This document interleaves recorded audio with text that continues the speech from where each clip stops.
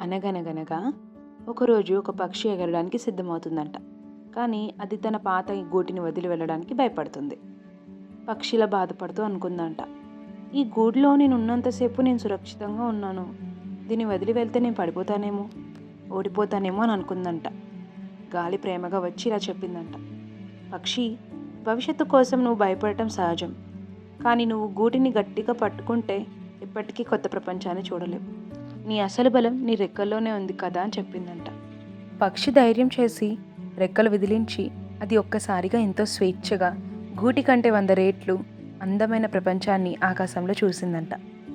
ఎగిరిన తర్వాత దానికి అర్థమైంది, పాత జ్ఞాపకాలు కేవలం ఒక పాఠం మాత్రమే. ఆ పాత భారాన్ని వదిలేయడం వల్లే తనకు కొత్త జీవితం దొరికిందని. మరి ఈ కథ మనకు చెప్పే నీతేంటో తెలుసా? గతం నీకు ఒక గుణపాఠం మాత్రమే. అది నీకు బంధము కాదు, బరువు కాదు. పాత తప్పుల గురించి ఆలోచించడం ఆపేసి మీ శక్తిని మీ రెక్కలకు స్వేచ్ఛనిచ్చి ముందుకు సాగండి.